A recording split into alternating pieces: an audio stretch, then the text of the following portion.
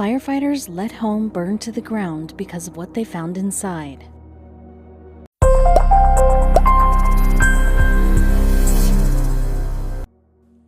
Neighbor helps senior out by cleaning her house. He is immediately dumbfounded by what he finds.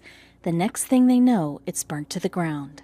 This can't be happening, he thought as he looked at her house engulfed in flames. He had all the right intentions, but he would never have expected this. His plan was straightforward: help his elderly neighbor out by cleaning up her house and making it livable again. But he could never have expected to find such a horrific scene once he entered. He had no other choice but to call the fire department, and they have no other choice but to burn the whole thing down to the ground. Surely it could have been salvaged, but little did they know how untrue that really was. Kevin Burns had just moved to Redding, California, but as soon as he moved in, something rattled him. As he pulled up to his home each night, he saw his neighbor sleeping and eating inside her car. He glanced at her house to see if it was still intact, and he wondered, what on earth is keeping her from going inside? It took him a couple of days to gather up the courage and ask the woman why she was living in her car when she apparently had a home right in front of her. Little did he know what she was about to tell him would end up in a dangerous spiral. Ruth Ratcliffe, a 68-year-old woman, was indeed living in her car, but Burns could not for the life of him understand why. Until one day the temperatures outside were dropping. Fall was right around the corner and he couldn't take it anymore. He had to know. It tore my heart, it broke my heart, Justin told a news station after their conversation. A 68-year-old woman sitting here in -degree weather just isn't right. He was determined to help as he thought about one thing in particular. What if this was my mother or grandmother? So one evening the two struck up a conversation. Burns and Ruth quickly began to get to know each other, and he discovered more and more about her predicament. Ruth had no electricity or running water in her home, but Burns knew that this couldn't be the whole truth to the story because just those two obstacles could be fixed. He didn't want to push the elderly lady any further, so day in and day out, he would visit her and try to piece the mystery together. As it turned out, Ruth was not precisely choosing to live outside her home. In fact, she couldn't even really reside indoors, at least not in its current state. What was the real reason for Ruth's refusal to enter her home? What could she possibly be hiding? Burns continued to ask questions but still couldn't get enough to crack the case. She did, however, show him the ins and outs of her car turned home. She had everything set up perfectly and even got creative by flipping one of the back seats and making it lie completely flat. That was her bed. Whatever was haunting her led to the decomposition of her home, avoiding it entirely as she lived in her car. She wouldn't even go inside when Burns asked her if he could take a tour. She seemed frightened for him to find out the real reason why she wasn't living there. Still, Burns was too intrigued to let this woman free, so he persisted. Even though she lived in her car, the car was actually broken. So not only was she a homeless homeowner, but also if she wanted to go anywhere, she would have to go by foot. Burns' heart sank every time he heard her talk about what her life was like, and immediately knew he had to do something, anything to help Ruth. But then one day, Ruth disclosed something to Burns, a heartbreak so big it hit him in waves. This woman was dealing with so much more than what he had initially thought. As Ruth sat on her fold-out chair, she started to listen to Burns talk about his past and his memories. She sat there quietly listening to the young boy share his secrets with her. But then, in almost a whisper, she revealed something. "My home has become a dump," said Ruth, "because my very best friend died and I lost my mind." This hit Burns like a ton of bricks, and now he finally understood. Ruth lost her husband a few years back and was so profoundly taken over by the loss that she became numb and stopped maintaining her home. The home full of all her life's memories, but still he had to help her and had everything planned out for the next couple of days. He knew he had to work on his friendship with Ruth before she would ever let him inside, but he had one clue now. She said it was a dump, but even so, this couldn't be all there was to it, right? A house can be cleaned up, but still she couldn't face to even look at it. Burns understood that her home marked a moment in her life when she had a family. But again, he couldn't get his mind around the fact that this poor woman would torture herself by living indoors. She would even cook outside with a small burner. Little did he know, she would be torturing herself more if she lived indoors. Burns got home one afternoon and saw Ruth fiddling with something in her car. She seemed distraught as he walked towards her. As he got closer, he saw her chin trembled and tears burst forth like water from a dam spilling down her face. As he approached her, she saw Burns and immediately asked him for help. She couldn't find a photograph of her parents. She was beginning to forget what their faces looked like and needed a photograph to keep their memory alive. As soon as she finished clutching his shoulders, she looked terrified. Shaking, she pointed one finger and said 3 words Burn would always remember. "In the house," Ruth said. "What's in the house?" Burns answered, perplexed. But that's when he knew. She wanted him to go inside and retrieve the photograph for her. Burns didn't know that as soon as he walked past the threshold, there was no going back. When Burns walked inside Ruth's house for the first time, he was nearly knocked over by the smell. Trash and feces filled every room. "This is why my jalopy has become my home," Ruth exclaimed. But the woman wasn't telling the whole truth. After opening the door into the chaos of her house, he witnessed the scale of Ruth's neglect. Dirt was all over the walls, and bags filled with trash were ceiling high in every room. Regardless, Burns knew this was too big of a task for him alone, so he did something else. Trash had completely kicked her out of the house. As he toured every room, he couldn't believe what he was witnessing. Was this woman a hoarder? Burns asked himself as he continued his investigation. But as he went from room to room, the answer to his question seemed apparent. It looked like Ruth was unable to discard possessions, resulting in so much clutter that her living environment was no longer functional. But as he kept looking at several objects around the house, he stumbled onto something incredible. She seemed to have been coupled with the unrelenting need to accumulate things, leaving her unable to discard anything. But if she was attached to her items, why wouldn't she live inside either way? Still, there was more to it than just mounds of trash. Ruth's kitchen was so overrun with bags, dishes, paper plates, boxes, old food, and stuff that she could no longer even use the sink, stove, or refrigerator to prepare meals. No wonder she was completely dependent on the car home she had made functional to assist her every need. But if this was actually a hoarding case, Burns knew he would need medical attention to help her get through her problem. He couldn't just start cleaning her stuff out. This would produce an even bigger issue if she really did hold everything so dear. As Burns continued to discover Ruth's house, he saw what seemed to be just a simple metal shelf that was all rusted. But as he took a closer look, he noticed that something was behind it. He immediately pulled on the shelf and it gave way to a secret room. What could Ruth be hiding? Was this why she was so secretive about her home? The room was in complete darkness. Burns could feel his heart thud in his chest with an immense pressure. He took out his phone to get some kind of light in the room, but once he did, he saw everything. The old room had been boarded up for a long time and dust piled high everywhere. But something caught his eye. Not only was this room filled with knickknacks from Ruth's old life, but the room was pristine compared to the rest of the house. Something in this room must be important to Ruth. It seemed like this was the only place she wanted to conserve her memories. But as he looked around, he saw pictures of a happy family, and then he noticed something that would make him question everything about Ruth. Perplexed, now he knew who this bedroom had belonged to. It was clearly a child's bedroom, but Ruth hadn't said anything about having children or any family that mattered. So where was this child? He knew he had to ask Ruth. Burns left the mysterious room and continued to search the rest of the house. He opened every door and still was shocked to find so much clutter stacked up. But other objects of delight and interest made him see who Ruth once was. Quaint, twisted candlesticks, a teapot fashioned in a vintage setting, old newspapers and magazines that had been there for years, amongst even more things.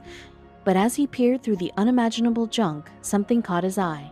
As he went to retrieve it, he gasped. He had found it, and it was in plain sight. Inside one bedroom, which he assumed was Ruth's, he could see something poking out from the corner of one of the cabinets. It was a photograph of Ruth's parents. The picture had become worn, sun-bleached, and damaged, but still, the image of both of them smiling was a perfect picture. Burns could see Ruth's mother's love and her father's kind spirit emerging instantly from the precious memory. How could have Ruth let things go this far? Little did Burns know the clutter and trash were the simplest of problems. Burns couldn't get the stench out of his nose, but just by looking around he knew why. Rotten food had piled up for who knows how long. Trash bags filled with all kinds of things were too. Clutter was everywhere, and as he continued to inspect the house and open more doors, there was just more and more. Ruth needed help, and he was willing to give it his all to help her. Who was he to judge her? Enough stress can change any one of us. This woman was dealing with more than a significant loss, and now he knew he had to talk to her. He turned around to go back out and speak to Ruth, but just as his heels turned, he saw it, black and grim, right on the wall. He noticed a dark shadow on the white wall. What was it? But as Burns got closer, he immediately knew. The house was full of mold. Did Ruth know? Maybe that's why she'd been living outside. Burns felt a sense of relief and began to relax his muscles. He had a fantastic plan: clean up Ruth's house and get rid of the black mold. The only thing left was to tell Ruth, and hopefully she would let him. But this was not the first time she had heard about her toxic home. Black mold is often called toxic mold, but the mold itself is not toxic, only the black spores that it emits. This type can be severely dangerous to humans and pets, but still Burns didn't know if this mold in particular was the dangerous type. For this, he would have to call an expert, and they would have to take a sample and look at it under a microscope. Something told Burns that this was indeed the dangerous type of mold, but still, he had immense hope. As he got closer to the dark mold, he wanted to know how bad it had gotten, and surely enough, it was bad. As bad as he expected. Spores were everywhere. Not only did Burns have to speak to Ruth right away, but he had to get away from the exposure. He quickly shuffled his way outside and gasped for air as he reached the exit. A sick feeling coursed through his body. How long did it take to feel or see black mold symptoms? Already, he was nervous about the situation. As he reached Ruth, she immediately saw two things: the photograph he was clutching in his hand and the incredible shock on his face. She went towards him and gave him a huge hug, muttering "thank you" over and over again. "Ruth, I'm so sorry, but I think your house is full of mold. We need to call experts," Burns said. Ruth looked straight through him as if he had just unveiled her secret. "I know," is all she could muster, and she went back to her fold-out chair. How odd, Burns thought. But he still proceeded to call the experts. He knew he would have to talk to Ruth about the secret room, but for now, one problem at a time. As they arrived in hazmat suits, they quickly asked Burns what the situation looked like in there. He stood still. He hadn't thought how deeply uncomfortable this must be for Ruth. But still, she would have to understand that this was all with good intention for her well-being. As they proceeded to do their job, they started to rip off the wallpaper. This had massive amounts of mold splattered all over it. But how far did the mold in her house really go? And still, what was the mysterious bedroom secret? Huge solid black patches had fused to the wallpaper, and as they continued to peel layers off, more and more mold was becoming apparent. Burns picked his way across the room on tiptoe, opening doors against the tide of objects that littered every floor in the house. He wanted Ruth to start anew, for everything to be perfect once the clutter and the mold issue were cleared from her home. But then the mold removal company told Burns something that made his heart leap out of his chest. What else could go wrong? The experts told Burns that this case had been the worst case they had ever seen, and that Burns had to leave the premises as the amount of mold in the air kept multiplying, leaving him very vulnerable to any health problems the toxic mold produced. They began hammering the walls with pieces of plywood covering the floor beneath them, and that's when they saw it. The mold had spread everywhere, even to the structure of the house. This was unrepairable. The experts told Burns what they had found, and both of them looked over at Ruth. She didn't have insurance for mold-related repairs, and the only thing they could do was call the fire department and see what the next course of action was. The amount of mold in Ruth's house was so incredibly toxic and contagious, her neighbors' homes would soon have the same issue. Burns got the courage and asked Ruth about the secret bedroom, but she immediately swatted the question away, leaving Burns perplexed. Then the firemen arrived, and they knew they could only do one thing. This time, the firemen were not trying to save the building. They were given orders to burn it down. Some homeowners have burned down their homes and everything in them because they felt it was the only way to eradicate toxic mold from their surroundings. And this is precisely what the firemen suggested they did. Ruth had the last opportunity to go into her home and retrieve her most important things, but with the help from Burns, the only thing she hadn't had, the photograph, was now in her possession. The firemen secured the perimeter and began igniting the house. Flames shot up and shined with all their glory, warming everyone in their way. But there was one crucial thing Burns had forgotten entirely. The world had become illuminated. Smoke billowed into the skies, turning it from pale blue to gray, flickering and weaving under the spell it was sparked into. The firemen gathered around the house to control the flames, while Ruth watched her home and everything she had once known vanished before her. But for that brief moment in time, the flames leaped, devouring feverishly. Burns became tranquil, but the blackened remains satisfied him only momentarily. Then he remembered one crucial thing. As the fire settled and the firefighters extinguished the flames, Burns came to a startling realization. What had he just done? He had left a woman homeless. The only thing he wanted from the beginning was to help Ruth, and what he had done was to burn her house down. Shame overwhelmed him. He could not let this woman live in her car for the rest of her life. He needed help, and he knew exactly where to turn. Burns immediately gathered all the neighbors together and told them about Ruth's predicament. He also started a Facebook page where he wrote about the condition of Ruth's home and called others to action. By also placing a GoFundMe link on the Facebook page, donations started flooding in. As she watched her community care for her, Ruth felt like she was coming back to life. These strangers were giving her back her dignity. Ruth is such an upbeat, amazing woman. We had to do something to help her. We had no idea she was living in her car, one neighbor said. The home had belonged to her for 25 years. For most of those years, Ruth lived in the house, but she hadn't been inside for the past few. It's going to be a long process, but at least we all got together and everyone's trying to help Ruth get back on her feet, Burns said. For the time being, Burns decided to make space for Ruth and her little dog in his new home, and she was more than grateful for that. But then one day she received news that will change her life forever. A nonprofit organization had heard about Ruth's predicament on the Facebook page Burns had created. They were in awe of the story and decided to pay them a visit. On the visit, they informed Ruth and Burns that they were part of a program that helped seniors establish new comfortable lives. They had various retirement homes in the area and were willing to donate their care to Ruth for as long as she needed it. Burns and Ruth looked at each other in excitement, but the two had formed such an enormous bond that the thought of Ruth being far made both their hearts ache. Lucky for them, one of the retirement homes was located just under 10 miles from Burns' house, meaning he could visit anytime he wanted to. The GoFundMe page was flooded in with donations, and he soon shut it down, telling everyone about the amazing deeds this nonprofit had done. He also informed everyone that their contributions would be coming back to them. But one last surprise was in store for Burns, and this time he could only feel happy. Ruth began her first week in the home and could not have been happier. She was cared for by loving nurses, and she even started to open up to other women in the center's care. Things were looking up, but still, one thing persisted in Burns' mind.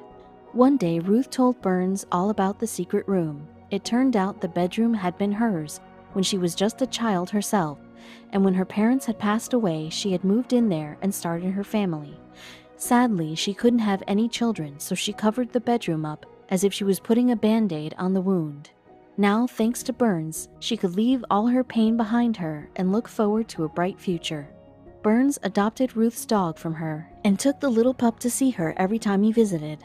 Each time he went, her smile grew wider and wider.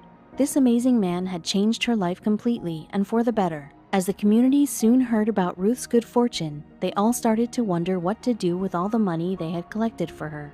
The decision they came to was not a hard one at all. It was meant for Burns. He had the compassion and kindness to help this elderly woman out of a dire situation. If it was not for him, no one knows what would have happened. Burns was presented with the money at a community gathering, and of course, Ruth was there to share her smiles. These two strangers had become family, and more so, reunited a whole community to care and look after.